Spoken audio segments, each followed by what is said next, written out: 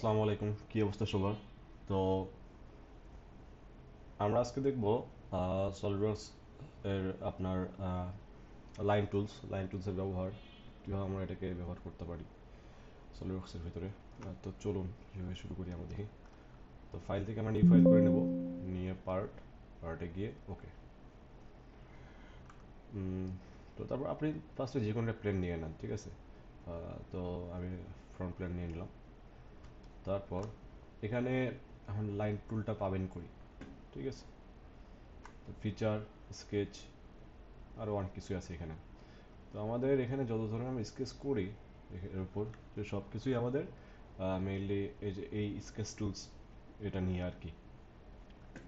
তো এখানে দেখবেন, এখানে আমরা প্রতিটার উপরে যদি আমরা মাউস এটা নিয়ে যাই, তো দেখবেন সব কিছু লেখা আছে, যেমন এটা সার্কেল, এটা হচ্ছে যে 3 পয়েন্ট আর্ক, এটা রেক্টেঙ্গেল ইত্যাদি। তো এখানে লাইন টুলসটা হচ্ছে এই যে এটা, ঠিক আছে? তো এটা হচ্ছে মেইনলি লাইন টুলস। তো এর ভিতরে আবার কয়েকটা ধাপ আছে, স্টেপ আছে। যে এটা হচ্ছে যে লাইন, নর্মাল লাইন, এটা হচ্ছে সেন্টার লাইন, এটা হচ্ছে মিড লাইন। তো আমি তিনটাই আপনাদেরকে আজকে দেখাই দেবো, যে তিনটার কীভাবে ব্যবহার আমরা করতে পারি, ঠিক আছে? তো ফার্স্টে আমি এখানে ক্লিক করলাম, ক্লিক করে একটা, মনে করেন আমি একটা লাইন আঁকাবো, ঠিক আছে? সেটা জাস্ট আমি এখান থেকে এখানে একটা লাইন আঁকাইলাম, ওকে, ঠিক আছে। তো এটা আঁকানোর পর আমরা এখান থেকে ডাইমেনশন দিয়ে দিতে পারি। কীভাবে?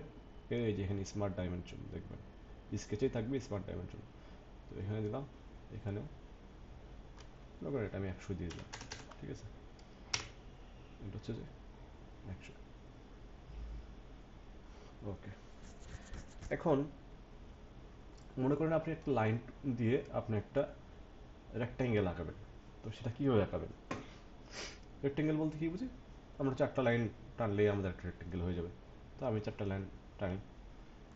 তো এখান থেকে এদিকে দেবো, আবার এখান থেকে এদিকে, আবার এখান থেকে এদিকে। তো দেখবেন যে আমার এটা একটা বাঁকা হয়ে গেল, এটা একটা বাঁকা, কিন্তু এটা কিন্তু সোজাই আছে। তো এটা বাঁকা হয়ে আছে। তো এই জন্য আমরা কি করব, এটার উপর ক্লিক করব। ক্লিক করলে এখানে দেখবেন ভার্টিক্যাল, হরিজন্টাল, ফিক্স এগুলো আছে। তো এটা কি দেখেন তো, এটা ভার্টিক্যাল না? অবশ্যই ভার্টিক্যাল। তো আমরা ভার্টিক্যালে চাপ দেবো, ঠিক আছে? তো দেখেন এটা কি হয়ে গেছে এখন, এটা এখন ভার্টিক্যাল হয়ে গেছে। তো কিন্তু এখানে একটা জিনিস খেয়াল করেন, এখানে কিন্তু এখনো এই যে আন্ডার ডিফাইন দেখাচ্ছে। আর তার মানে কি, আমাদের এই স্কেচটা এখনো ফুললি ডিফাইন না। তো নর্মালি আমাদের কি করতে হয়, এটা সবসময় ফুললি ডিফাইন রাখা উচিত, আমি মনে করি। মানে ইঞ্জিনিয়ারিং ভাষায় সবসময় ফুললি ডিফাইন রাখা সবসময় আমাদের উচিত, ওকে। তো আমরা এটা কী করবো, স্মার্ট ডাইমেনশন, যেহেতু আমাদের একটা ডাইমেনশন দেওয়া আছে, একটা ডাইমেনশন দেওয়া এখনো হয় নাই, উইথ বরাবর এখনো ডাইমেনশন আমরা দিই নাই, এই জন্য এখানে কি এখনো আন্ডার ডিফাইন্ড আছে। যদি আমরা এই ডাইমেনশনটা দিই, তাহলে দেখবেন যে এটা ফুললি ডিফাইন্ড হয়ে যাবে। তো দেখুন, এই যে আমি এটা দিলাম 50, ঠিক আছে? তো দেখুন এখন এখানে দেখুন কী হয়েছে, এটা এখন কী হয়েছে, ফুললি ডিফাইন্ড। তো আমরা এখন কী করবো, সাপোজ আমাদের রেক্টেঙ্গেল আঁকা শেষ, তো আমরা কী করবো, এটা 3D। তো এক্সট্রুড বস করলাম, দেখা যাক কী হয়। করার পর আপনি এখানে কত চান, মনে করেন আমি এখানে চাচ্ছি 100, তবে 100 দিয়ে দিলাম। 100 দেওয়ার পর এটা ওকে দিলাম। তারপর কী হলো, একটা আমাদের লাইন টুল দিয়ে আমরা কী বানালাম, একটা রেক্টেঙ্গেল বানায় ফেললাম, ঠিক আছে? ওকে, ওকে। তো আমরা এখন আমাদের ইয়েতে চলে যাই। তো দেখেন, আমি সবগুলো কেটে দিই, কেটে দিয়ে আমরা যেটা রাখছিলাম সেটা আবার নতুন করে রাখি, ওকে, ওকে, হয়ে গেছে। তো এখানে দেখেন, সেটা হচ্ছে, তো এই লাইন টুল নিয়ে আমরা অনেক কিছু আগে করতে, আপনার যেটা মন চায় সেটা খুশি আগাতে পারবেন। এই যে আমনে আমনে আমনে আমনে আমনে আমনে নিতে পারবেন আর কি, ঠিক আছে? আপনার মন মতো। অথবা আপনি মনে করেন যে কি আঁকাবেন, আপনার একটা বাড়ি ছাদ আঁকাবেন, আমার ছোটোবেলায় যে বাড়ি ছাদ যেমন আঁকাইতে হবে, ঠিক আছে? এগুলো আঁকাতে পারবেন আপনার ইচ্ছা মতো, কিন্তু ডাইমেনশনগুলো আপনার নিজের মতো নিতে হবে। দ্যাটস ইট, এটাই, আর কিছু না, ঠিক আছে? ওকে।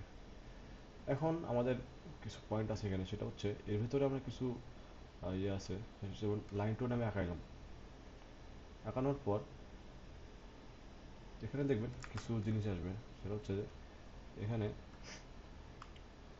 ইনফাইনাইট লাইন একটা কি ফর কনস্ট্রাকশন।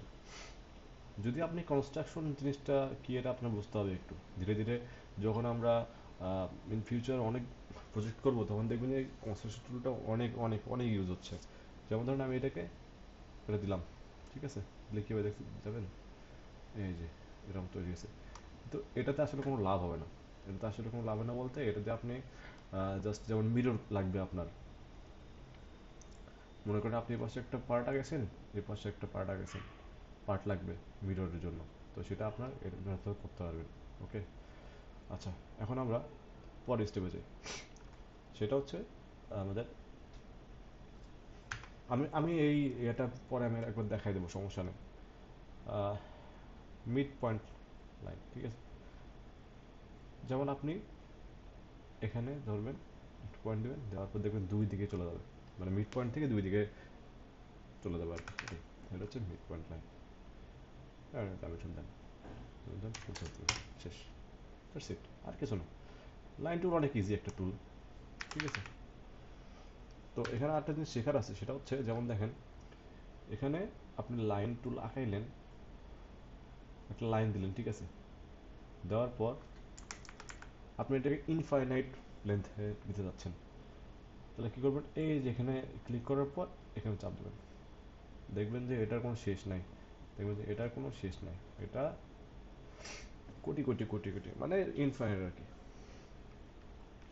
তো আমরা আশা করি লাইন টুল শিখে ফেলছি, আশা করি কোনো সমস্যা হবে না। আহ, যদি কোনো সমস্যা থাকলে নিচে কমেন্ট অবশ্যই জানাবেন, তাহলে আমি এটা আবার নতুন করে দেখা দেবো, সমস্যা নেই, ঠিক আছে। তো আজকে এ পর্যন্তই। নেক্সট ভিডিওতে আমরা হচ্ছে সার্কেলটা শিখবো।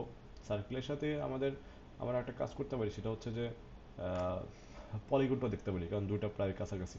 তো আমরা নেক্সট ভিডিওতে সার্কেল এবং পলিগন দুইটা একসাথে শিখবো, ঠিক আছে। আল্লাহ হাফিজ, আসসালামু আলাইকুম।